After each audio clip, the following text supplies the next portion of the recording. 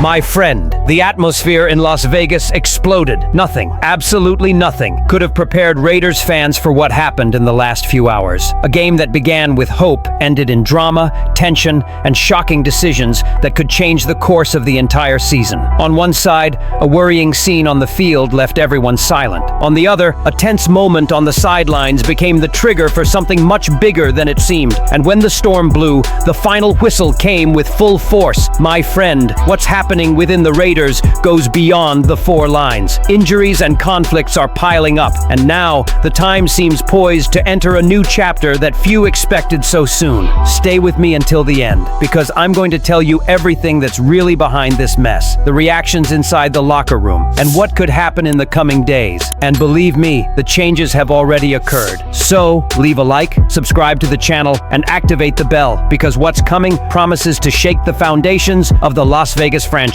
It was that kind of agonizing moment that makes any fan hold their breath. At the beginning of the second quarter of the game against the Denver Broncos, Las Vegas Raiders offensive lineman Jackson Powers Johnson fell clutching his leg after an awkward fall. The stadium fell silent. Doctors rushed to help him. Players knelt down, and so one of the most promising young stars of the time had to be carried off the field with assistance, unable to put weight on his leg. It was a moment that shocked Raiders fans. After the game, Coach Pete Carroll surprised the press, visibly frustrated and uncertain. His words were few, but deeply worrying. He's been out for a while, and for those who know NFL jargon, that phrase means something less than several weeks. For a player like Powers Johnson, the news couldn't have come at a worse time. Selected in the second round of the 2024 NFL Draft, the 6'4", 247-pound lineman quickly evolved from a rookie prospect into a key starter. His combination of size, strength, and intelligence made him one of the few consistent bright spots in an offense still finding its rhythm. In 21 career games, he started 19 and earned a spot on the PFWA All-Rookie team in his rookie season. That's no small feat for a young player who serves as a pillar in one of the most challenging positions in football.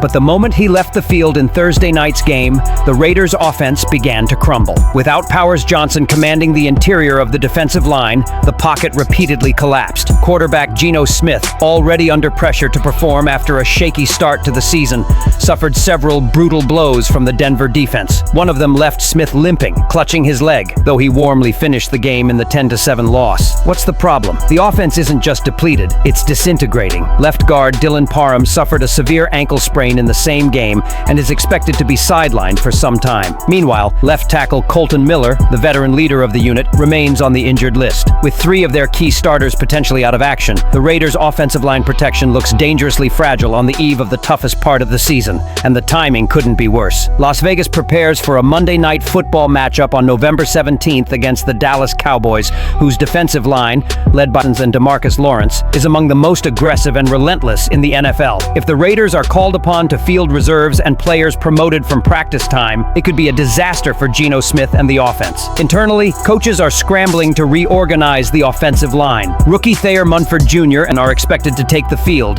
but neither can replicate Powers Johnson's combination of physical strength and intelligence. Offensive coordinator Chip Kelly, already criticized for the team's lack of rhythm, now faces the impossible task of redesigning the defenses against one of the league's fiercest defensive lines. This loss doesn't just hurt the offensive line, it threatens to compromise the Raiders' entire offensive identity. Powers Johnson wasn't just a blocker, he was a stabilizer, the anchor that gave Geno time and confidence to analyze plays. Without him, the repertoire of plays diminishes, the running game stagnates, and the passing attack becomes predictable. And that's why the concern isn't just how long he'll be away, but what that means for the rest of the season. Just hours after the painful 10-7 loss to the Denver Broncos, the Las Vegas Raiders made a shocking announcement that reverberated throughout the organization and among fans. Special teams coordinator Tom McMahon was fired. The decision came directly from head coach Pete Carroll, after what international sources described as a heated sideline argument between the two during the game. Cameras captured tense moments between Carroll and McMahon, showing the veteran coach visibly furious as words were exchanged. It was the kind of confrontation that demonstrated frustration and a season that had spiraled completely out of control. But make no mistake, it wasn't just an argument. McMahon's mission had been months in the making. The Raiders' special teams time has been a complete disaster throughout the 2025 season. From missed field goals to costly compensations and coverage failures, the unit has been a major problem. However, it was the blocked punt against Denver,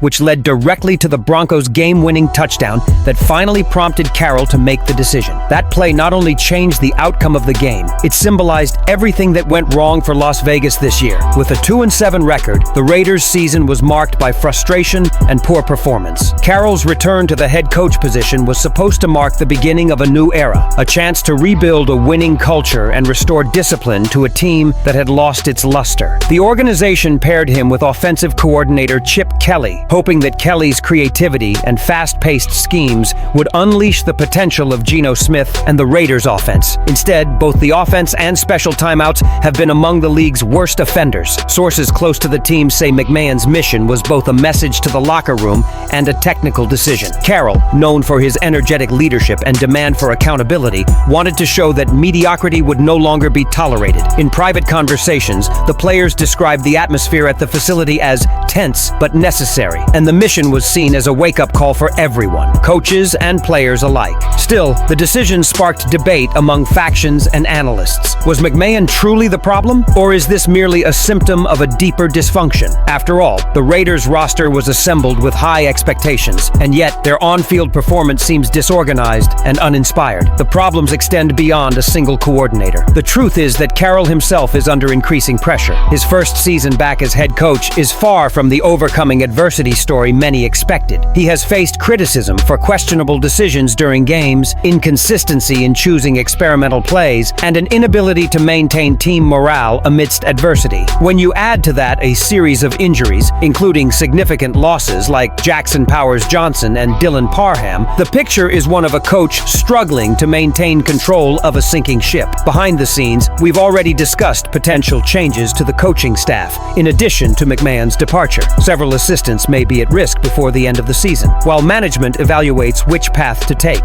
the organization is determined to see how Carroll handles this crisis, and whether he can stabilize the team or if even bigger changes will be allowed for 2026. McMahon's departure may be just the first piece of a dominating, potentially drastic overhaul of the coaching staff and the Raiders' overall philosophy. Management knows something needs to change, and soon. With each loss, fan frustration grows, social media criticism intensifies, and owners' patience wears thin. With a series of injuries, a key offensive lineman absent, and major coaching changes already underway, do you think the Raiders still have a chance to turn things around in the 2025 season? Or are we witnessing the beginning of yet another complete overhaul in Las Vegas? Leave your opinion here. Don't forget to like and subscribe to the channel. I'll come back later to update you with the latest Raiders news.